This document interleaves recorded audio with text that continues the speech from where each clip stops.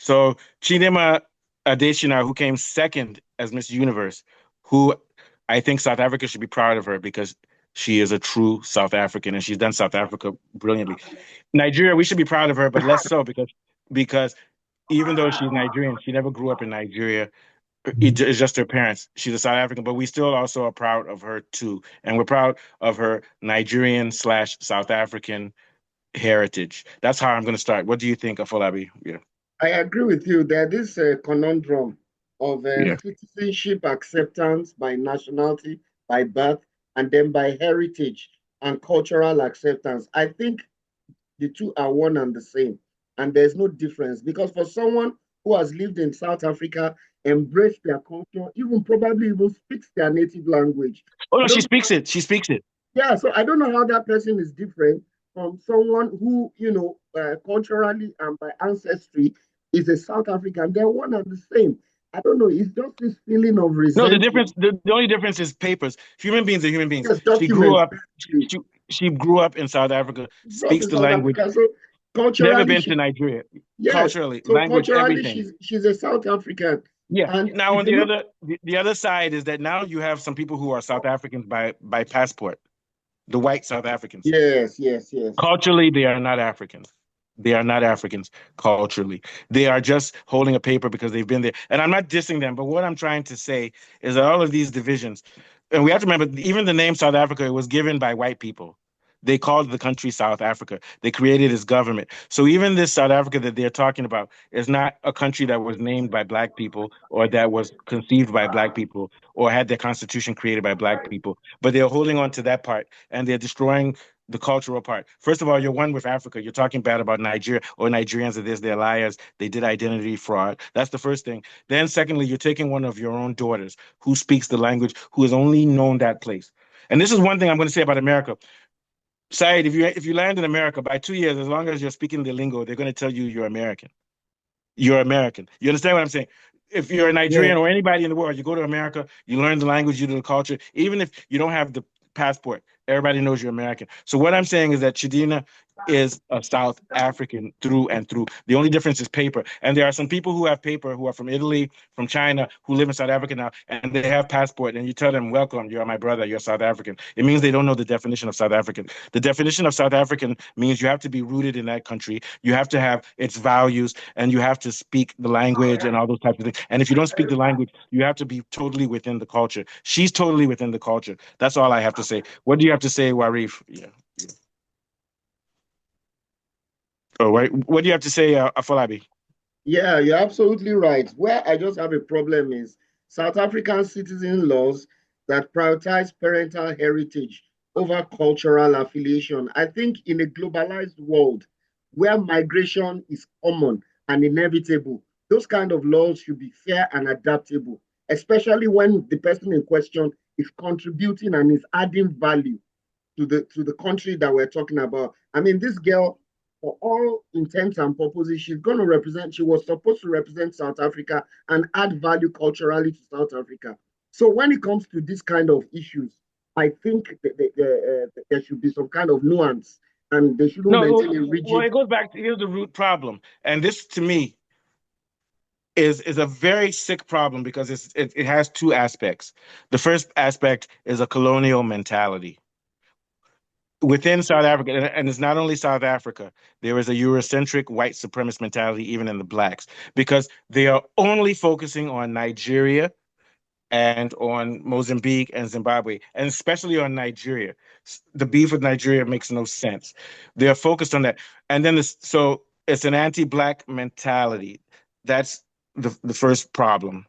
Then the second Yeah. problem is that there's not an understanding as who you are as a South African. And when I say that, I'm talking about blacks and colors. I'm not talking about whites.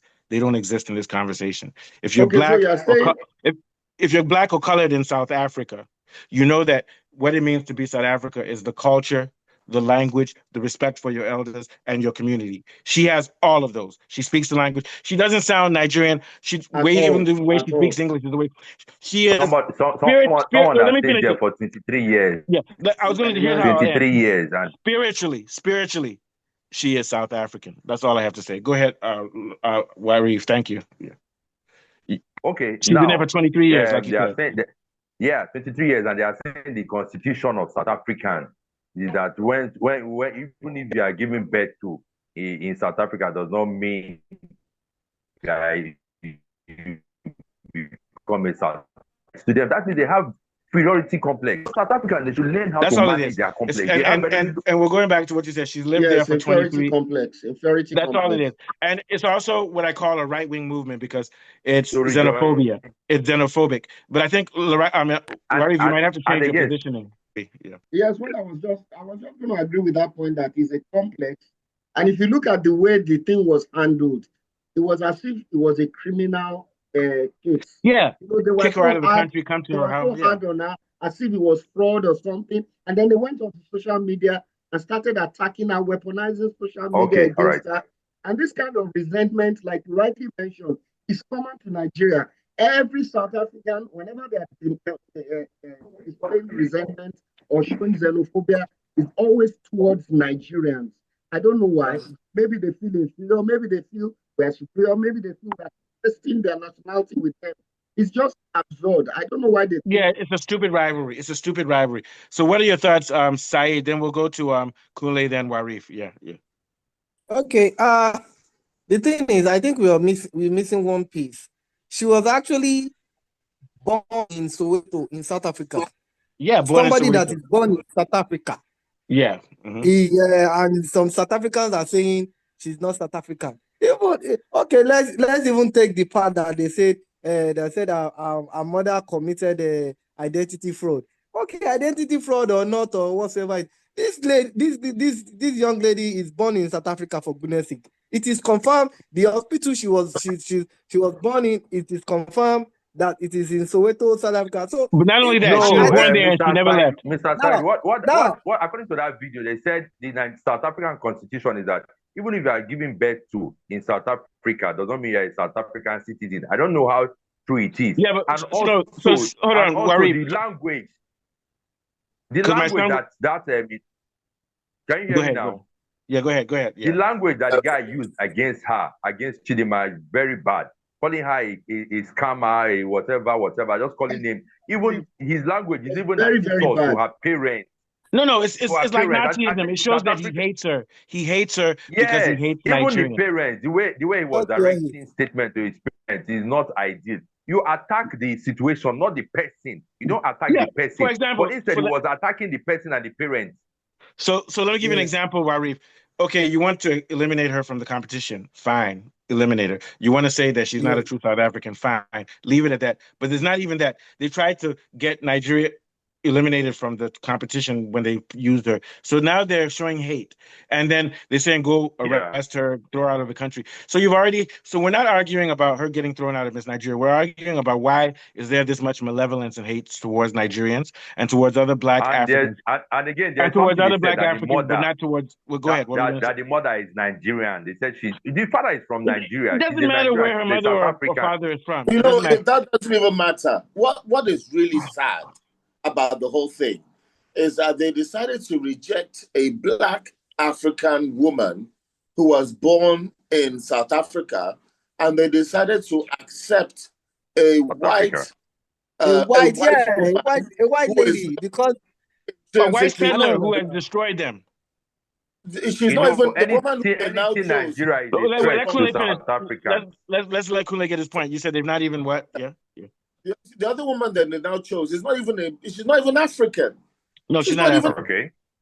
And they chose this non-African woman with a non-African name and background.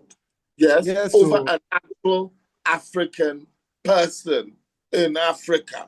No African name. Even the white lady doesn't even have an African name. And not only that, she's a descendant of people, which is why your people are suffering so much. Her people pulled out one of the biggest mass genocidal social programming to put whites up and put Blacks down ever. And they celebrate her and go after a Black African woman from a country, not from a country, but associated to a country which fought for South Africa and gave them haven during the apartheid era. Continue, Kunle. Sorry, guys. Why would you pick a snow bunny a snow bunny, yes, to represent Nobody. African people. If they really want to get down to the semantics and they want to get xenophobic and racist and nasty, we too we can get nasty. This is Africa. They're using a white person to you are using a snow bunny to represent Africans. What are you doing? And then when and the African people who are endorsing this will say, oh, Nigeria is this, Nigeria is that, Nigeria is a shithole. Yeah, Nigeria is a shithole, but it's my shithole. It's not anybody We're a else's threat shithole. to them. Yeah, it's mine. We're a threat to them. Yeah.